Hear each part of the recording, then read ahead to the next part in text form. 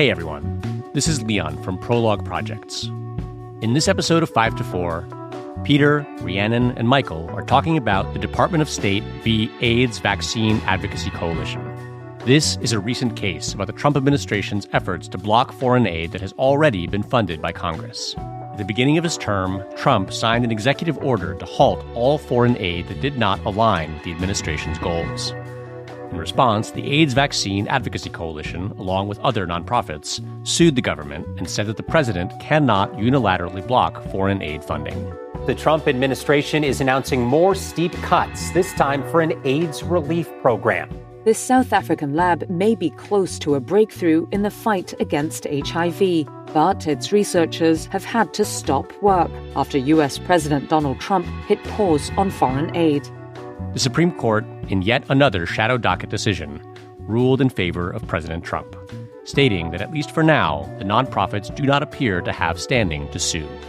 This is 5 to 4, a podcast about how much the Supreme Court sucks.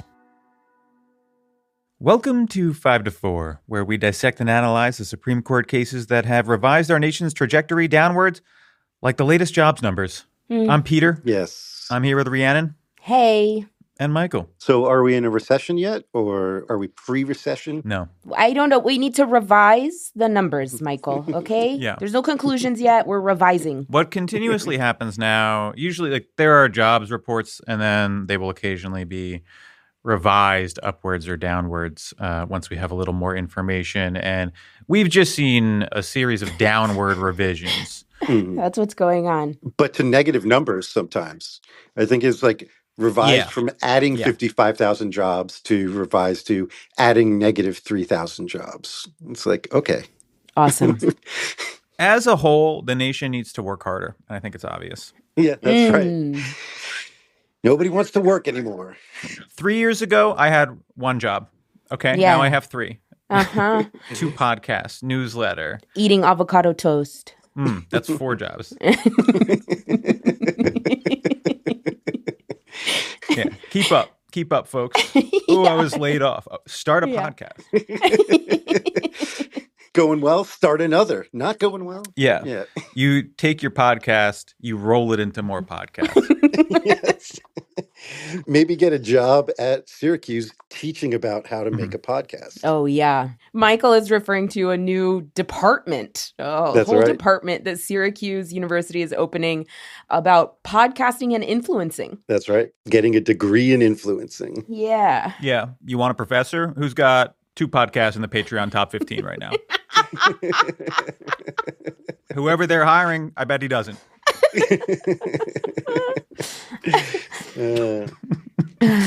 All right, folks, as you can hear, Michael's still in the process of moving and recording from a tin can, but we are marching onward. Yeah. This week's case, Department of State v. AIDS Vaccine Advocacy Coalition. This is a case about the Trump administration's efforts to block foreign assistance, USAID, etc. One possible point of confusion here, we'll be talking about the AIDS Vaccine Advocacy Coalition, the plaintiffs here, and also foreign aid. AIDS, aid. Everyone was yelling at me saying that this was confusing. I don't personally think it is, but I'm just going to clarify. Those are different things. Yeah. Mm-hmm. Now, early in his term, Donald Trump issued an executive order stating, quote, "No further United States foreign assistance shall be dispersed in a manner that is not fully aligned with the foreign policy of the President of the United States." Now, this is interesting because foreign aid, generally speaking, determined by Congress, right? Nonetheless, Secretary of State Marco Rubio froze all foreign aid funding through the State Department and the U.S. Agency for International Development, USAID, while the government carried out a review of the foreign aid to make sure that it was fully aligned with the policy of the President of the United States. This is all what's called impoundment. Impoundment is the process whereby the president does not spend money that has been appropriated by Congress. Historically considered a no-no, as are many things that Donald Trump does. So, the AIDS Vaccine Advocacy Coalition and some other nonprofits sued. They said, hey, This is illegal. The president cannot unilaterally halt foreign aid funding. But the Supreme Court, in a 6-3 decision, said that they don't think those nonprofits have standing to challenge the claim. This should sound relatively familiar. Donald Trump does something that is patently illegal. It's so obvious that it's illegal that there shouldn't be any discussion of it. It's challenged in court. The Supreme Court takes it on the shadow docket, and they find some... Yay! I mean, you have to admit, it's good for us that they do it. We haven't had to come up with a new case to do from like 20 years ago all year. Because the Supreme Court keeps doing this. Because they are firing off 3-paragraph little memos to us. Yeah. Mm-hmm.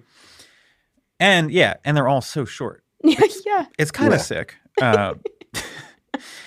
Then the Supreme Court finds some technicality to allow Trump to keep doing what he's doing, at least for now, right? This has been the court's MO all year, and here they are doing it once again.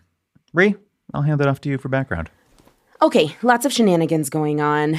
I think it makes sense, actually, to reverse a little bit. Let's back up. Let's go back in time to the 1970s, to another crank, crony, corrupt, fucking loser president, Richard Nixon.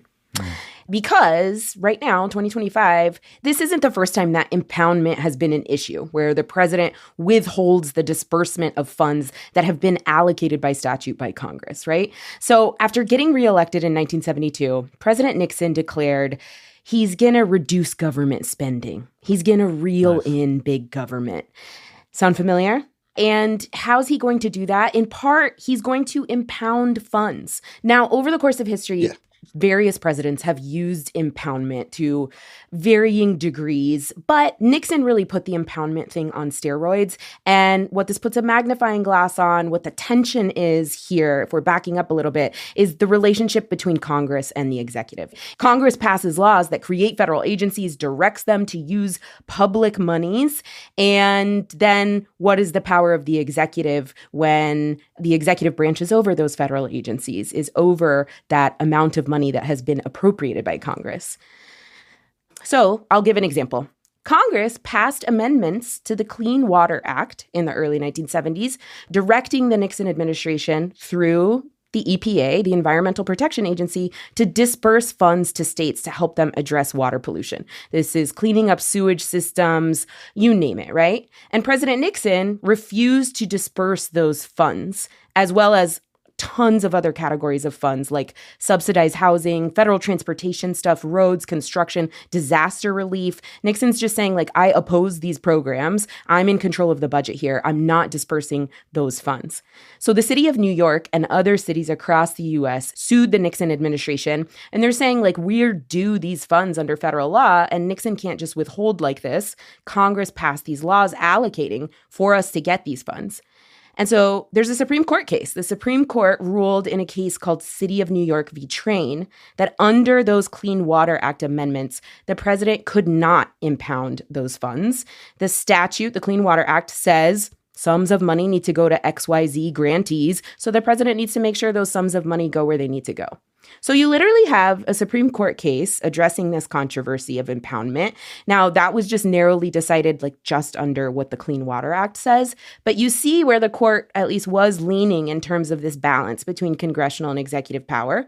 Then, right after the Supreme Court case comes down, Congress itself responds to President Nixon and his fuck shit by passing a law literally about impoundment. The next year in 1973, Congress passed the Impoundment Control Act, and it basically says that the president can't just withhold funds completely up to the administration's discretion. The power of the purse lies with Congress, the statute says, and if the president doesn't want to disperse funds that are mandated by federal law, well, there's a process for requesting that basically he be allowed not to. So let's fast forward to 2024. Congress appropriates more than $30 billion for foreign assistance. And on Trump's first day in office in January 2025, he froze all of that funding. Like we all remember, right? The firing and closing down of U.S. aid offices all around the world, all of that. And also there are organizations in foreign countries that are recipients of this aid and in fact rely on this aid quite heavily. And so some grants and disbursements have happened out of this $30 billion, but at issue in this case that we have here, decided on the shadow docket, is a remaining $4 billion of foreign aid appropriations. Trump recently requested that Congress rescind. Trump making the request to Congress that he be allowed to impound, that he doesn't have to allocate this $4 billion. But Congress hasn't acted on that request. So the appropriation of those funds by statute is still active, right? This is still live. And many of these intended recipients, including the named plaintiff, the AIDS Vaccine Advocacy Coalition, we're going to talk about the impact of this later, literally at risk of like not just having to close down, but you have to think about the impact of all of the services that they provide all over the world, not being able to do any of that. So some of these organizations sued, and that's how we get to the Supreme Court. Yeah. So the big picture legal issue here is that Congress passed legislation appropriating these foreign assistance funds. The president cannot unilaterally nullify an act of Congress, right? At least under, shall we say, more traditional understandings of our Constitution. That would violate the basic separation of constitutional powers. It would probably violate the Impoundment Control Act, right? Yeah. But as usual, as we've seen a lot this year, the Trump administration does not argue before this court that what they're doing is legal. They argue instead that the plaintiffs here, these nonprofits, do not have standing to sue. Their argument is a little bit technical. It's based on what's called a preclusion. Sometimes Congress will pass a law about something or other, and in the law, it will say, here are the people who can sue about this. Sometimes it will also say, no one else can sue about this, right? But sometimes it just says, here are the people who can sue about this, and then courts infer that no one else can sue. So basically, what happens is that Congress is identifying an area of concern, and they're saying, here is the vessel for addressing that concern. There's this one law, and only certain people can sue. Everyone else is precluded. So that's what's happening here. There's the Impoundment Control Act, like Rhi mentioned, passed after Nixon, and it says that the Comptroller General, I'm hitting the comp, don't yell at me, but I want people to hear it. The Comptroller CPAs, General, leave us alone. Yeah. The Comptroller General can sue when the executive branch illegally impounds congressionally appropriated funds. So the court doesn't provide much reasoning, but the argument is basically, look, Congress passed a law about impoundment that allows the Comptroller General to sue over this, and that implicitly precludes anyone else from suing about it, basically arguing that when Congress created the Impoundment Control Act, they meant for that to be the exclusive method for challenging illegal impoundments. Now, the obvious counterargument is that if Congress wanted to make the Impoundment Control Act the exclusive method for challenging illegal impoundments, they could have just said so in the law, right? But they did not. The even better counterargument is that in the law itself, the Impoundment Control Act says that it is not the exclusive method for challenging impoundments. The law says, quote, nothing contained in this act shall be construed as affecting in any way the claims or defenses of any party to litigation concerning any impoundment. That's just a clear statement that other people, besides the Comptroller General, can sue. Right. It's just a sentence that says other people can sue. Yeah. Right. It's a sentence that says this does not preclude anything for anyone. It's basically what you would describe as a non-preclusion provision, right? And yet the justices are saying that preclusion applies. 6 justices of the Supreme Court are arguing that this law precludes the lawsuit when the law itself expressly says that it does not. Yeah. A level of shamelessness that you rarely see, except now all the time. You see it, actually. Right. But before recently, I wasn't Right. that used to it. I'll put it that way. This is another situation where it's interesting that the court doesn't provide a full opinion.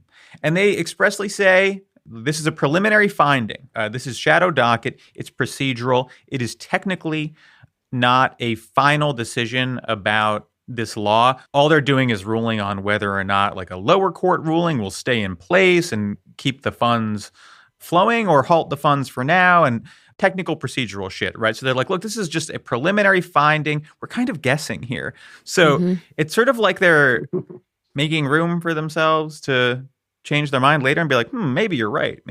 Or maybe not. Maybe they're just doing the same thing that they've been doing all year, which is you say you won't reach the merits, but you make a preliminary finding that benefits Donald Trump, a preliminary finding that allows him to continue doing whatever he's doing.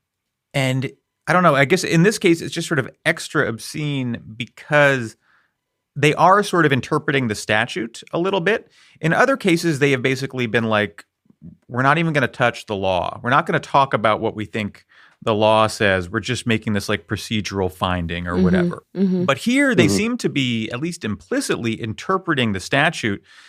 And that's just an extra layer of absurdity because one, the statute is very clear that preclusion does not apply. And then also two, it's just like, well, if we're going to go this far, then like you're looking at the statute, just rule on the merits. Right. Can't we talk about the fact that, like, this is obviously illegal? Like, can that at least be mentioned in the opinion? Right. It's just one of those things where you're reading it just being like, are you fucking kidding me, dude? Like, how long are we going to have to keep doing this? How many times do I have to read a shadow docket opinion where Donald Trump has, like, just, like, out and out, cut and dry, violated the law, shot a dog in the middle of the street, and then the Supreme Court is like, I don't know. We need to hold off on this for another 6 months. Yeah, we need to hold off on this for another 6 months. But I will say that I don't think shooting a dog in the street is illegal. Yeah. That's the bullshit dance. We can't say for sure what happened here, but I've heard that was a piece of shit dog. I mean, to Peter's point about shamelessness, I feel like they've pulled this move so many times.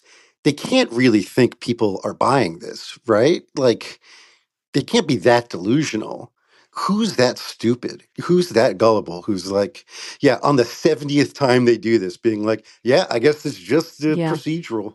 It's so weird how every time the procedure gets in the way of ruling on the merits and Trump gets to do whatever he wants. Right. Like, there's only so many times you can pretend to be flipping a coin and land on Donald Trump. You know what I mean? Yeah. And like, we're working on like 25 times in a row, and it's sort of like, okay, come on. Like, can you please just stop this? Yeah. It's like, it's so frustrating. It's so shameless. And to your point, Michael, it's like they can't think everybody is this stupid, like really believing what they're doing. But I think it's like the delusion of victory and power. This is just a wild victory lap that they're taking on top of all of our heads, you know? Like, I don't think they care if, like, anybody is, like, quote-unquote falling for it. Right. Well, they're very close to a political orgasm, right? And their head's fuzzy. They're politically coming. And they're very close, and they've lost their ability to reason. That's I think the most accurate metaphor for what's going on here. And then maybe after the political orgasm, they'll be like, oh. They regret it a little bit. Yeah. That was very shameful. But for now, they are furiously jacking. Right now, they're just pumping wildly. They're not having intercourse, let's be real, because the justices don't fuck. But the porn is right-wing legal ideas, right-wing legal theory. And let's make this metaphor robust. Really dig into it. Okay, well, I think that's a good time to change topics, actually. I would say, yeah. Yeah, there is a dissent. It's by Kagan. It's joined by the other two liberals. It's good. It is, I would say, appropriately condescending, which I quite liked. I don't find Kagan to be particularly prone to things like italics for emphasis. but she does use them here in a way that makes you think She's mad. she thinks she's talking to like a 3-year-old. Yeah. So Yeah. I'm going to say this very slowly, like that. right. Yeah. So that sentence that Peter read, nothing contained in this act shall be construed as affecting in any way, blah, blah, blah, blah, blah. She rewrites it with emphasis, in italics, nothing in the ICA. And then parentheses, neither its processes for considering proposed rescissions nor its creation of a comptroller general suit affects, in italics, in any way the claims of any party to litigation about any impoundment. It's Yeah. just like, okay, like assholes. It's one of those things where it's like, I don't know what you're supposed to argue when there's like a single sentence in the law that's just like very clear you're wrong. Right. What are you supposed to do beyond just like throwing it in their face with italics? Right. It's just like, this is it. And so a good portion of her opinion is just dedicated to this and how that answers everything. It's like the long and short of it. But she does talk about like why the president is not likely to win on the merits, since that's part of the stay considerations. She talks about some of Trump's arguments. She makes the point that, like, essentially his complaint that, well, I'll be harmed by having to negotiate with countries and give foreign aid that I don't want to give and engage in negotiations I don't want to engage in. She's like, well, yeah, tough shit. That's part of being in a divided government. Like, Congress said it. Like, that's Right, it. right. It's over. Like, that's just the division of power. The majority has set a precedent this year where if the Trump administration claims that something will make their lives more difficult in any way, then like they win. And they're just like, I don't want to negotiate. I don't want to have to like do the job of president. That would be a lot. Yeah. And the court's like, you're right. That's right. Anything that gets between you and manifesting your will in its perfect formulation, that is an undue burden on the president. Yeah, nothing should be hard for you, King, Yeah. King literally. Little kisses. Unless it's firing someone at the Fed, which might affect our 401ks. Yeah.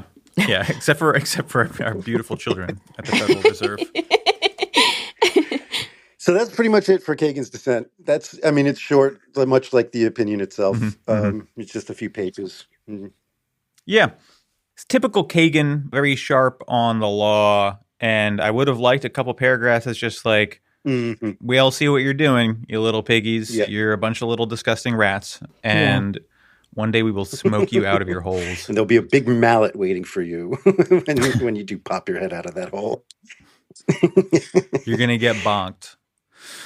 If a Kagan clerk is listening, if you could send her the politically jerking metaphor, I think that would be really helpful for her understanding. And then maybe she could drop it in a footnote. Must cite 5-4. Yeah. Some observers have called this.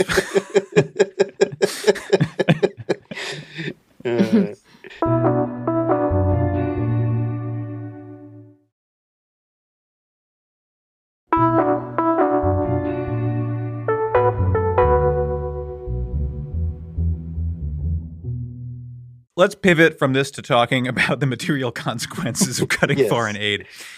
Yeah. Because we have talked about a lot of these cases, right? These shadow docket cases that have come up under the Trump administration where like Trump is flagrantly violating the law and the court aids and abets.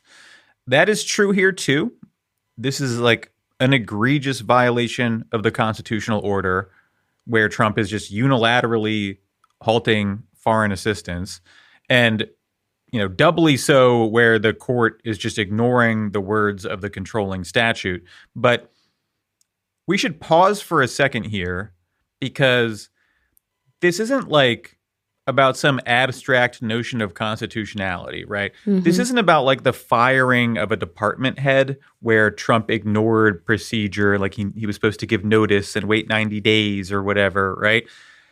The human cost of the cuts to foreign aid are like unbelievably vast. Massive. There was a peer-reviewed paper published this summer, finding that if USAID were to be defunded, the result would be 14 million deaths globally, including 4.5 million children through 2030. Yeah.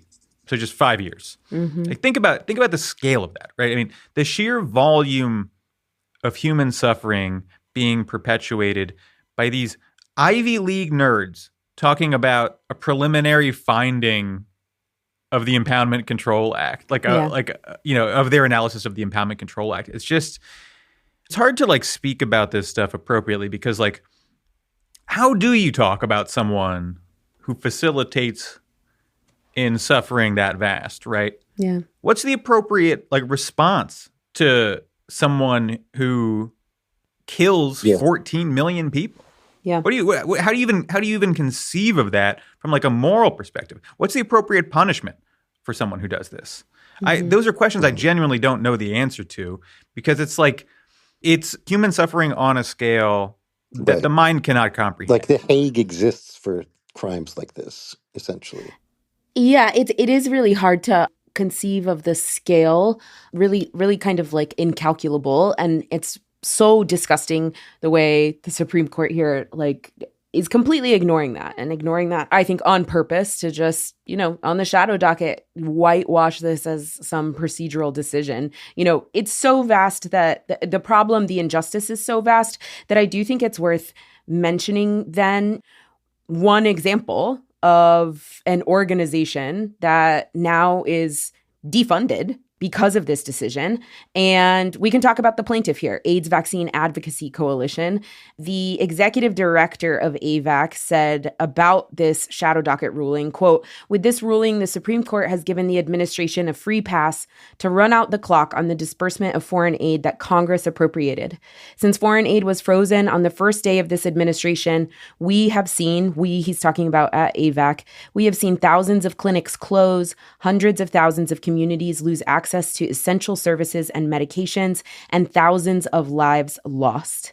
This is Mitchell Warren over at AVAC talking about, obviously all over the globe, what this organization does for AIDS prevention, AIDS research, birth control, testing, the provision of, actually literally giving services to people who have AIDS and HIV. These are life-saving services. This is how many organizations all over the world are funded. This is how they carry out the services that they provide, and they are now defunded by the Trump administration's actions, and that has been, rubber stamped here by the Supreme Court.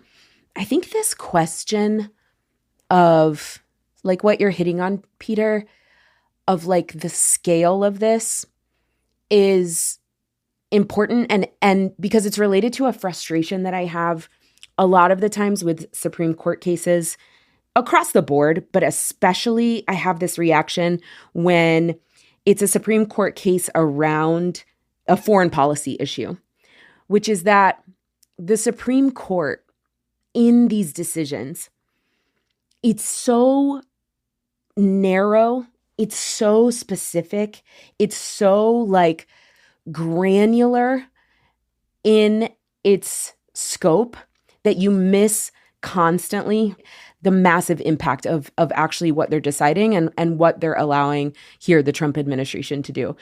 Actually, if we're backing up totally, and I'm not recording a podcast right now about the Supreme Court and this decision, you actually are not going to catch me politically defending the system that is created by USAID.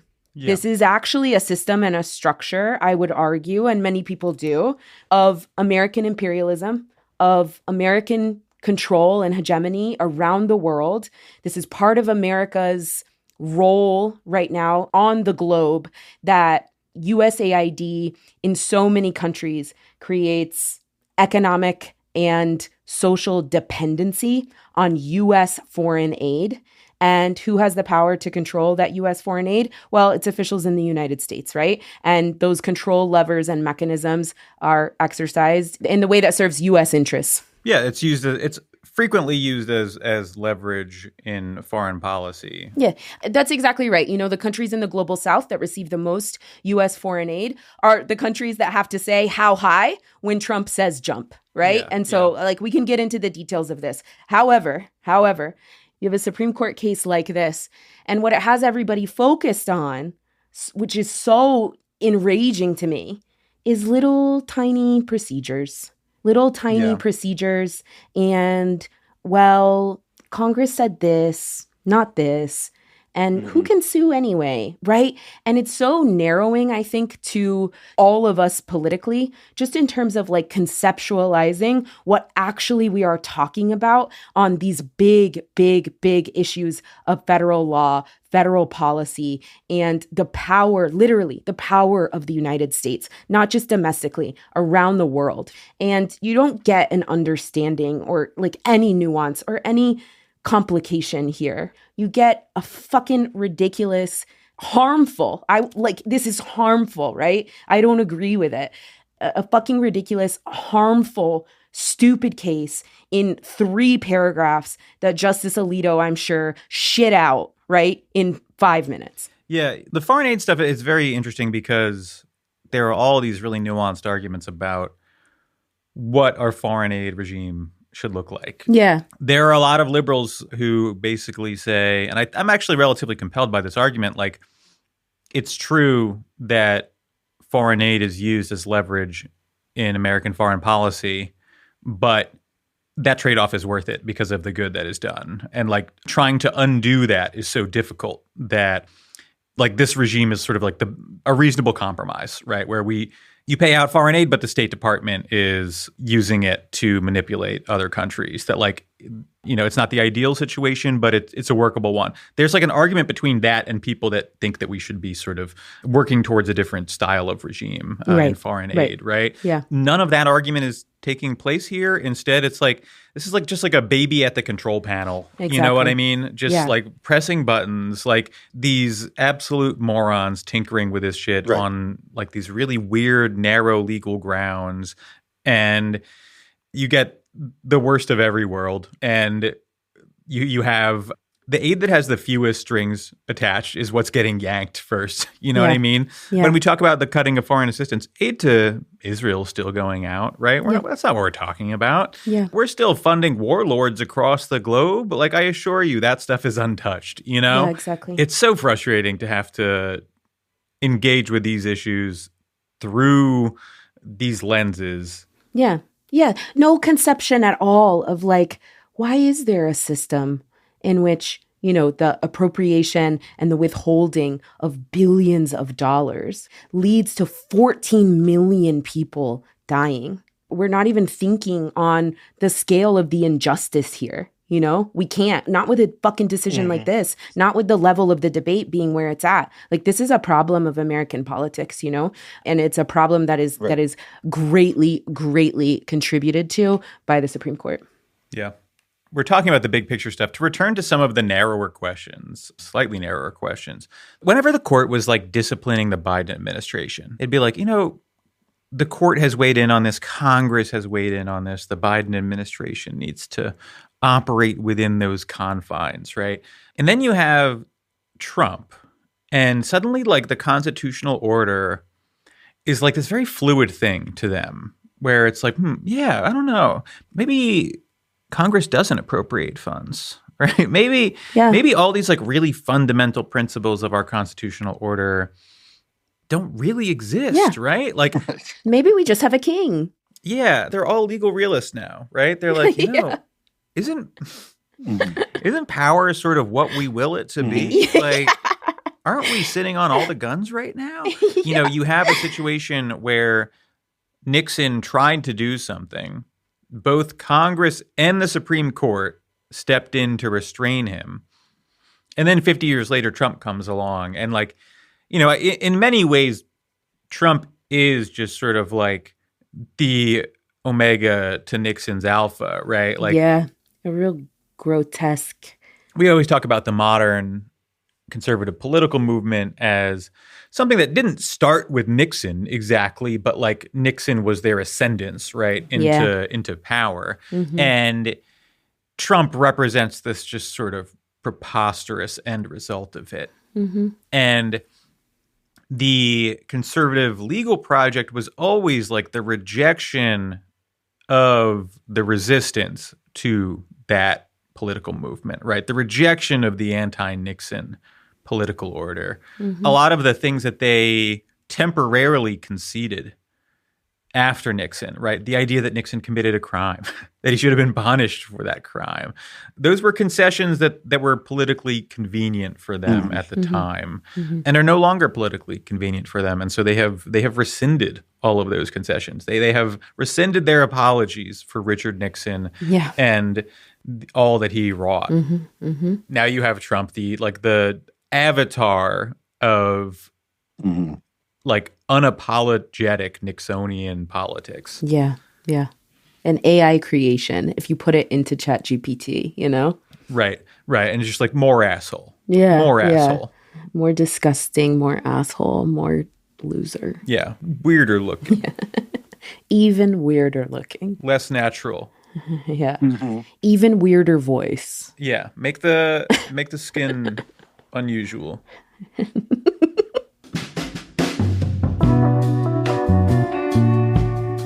Next week, INS v. Lopez Mendoza, a case from the 80s that basically said that in deportation proceedings, there are fewer constitutional rights. A little bit less constitution in the deportation context, helping pave the way for the modern ICE hellscape. Yeah, we're going to be returning to our roots, talking about how cases from 40 years ago have set the table for the disgusting tyrants of the modern day. Yeah. Classic stuff. Yeah. Follow us on social media at 54pod. Subscribe to our Patreon, patreon.com/54pod, all spelled out for access to premium and ad-free episodes, special events, our Slack, all sorts of shit. Our merch on sale now. 54pod.com/merch. Yeah. It rules. Check it out. It's highbrow shit. You won't believe it. You won't believe that a bunch of weirdos like us came up with merch this beautiful about the Supreme Court. Shut up. This is how you sell shit, You're Ree. so You don't understand. stupid. You don't understand that I'm always hustling. His fifth job is saying, go to the website and buy merch. I feel like what you want me to say is, we have merch on our website. Peter signing off. No one's going to go. Ree. You have to entice them. All right, we'll see you next week. Bye, y'all. Bye, everybody. 5 to 4 is presented by Prologue Projects. This episode was produced by Dustin DeSoto. Leon Nafok provides editorial support. Our website was designed by Peter Murphy. Our artwork is by Teddy Blanks at Chips NY, and our theme song is by Spatial Relations. If you're not a Patreon member, you're not hearing every episode. To get exclusive Patreon-only episodes, discounts on merch, access to our Slack community, and more, join at patreon.com/54pod. I'm going to go write down my thoughts on that politically jerking metaphor before I forget it. Dear Diary, I'm thinking about 6 conservative justices jacking off right now. Yeah. Got to journal that one. Yeah.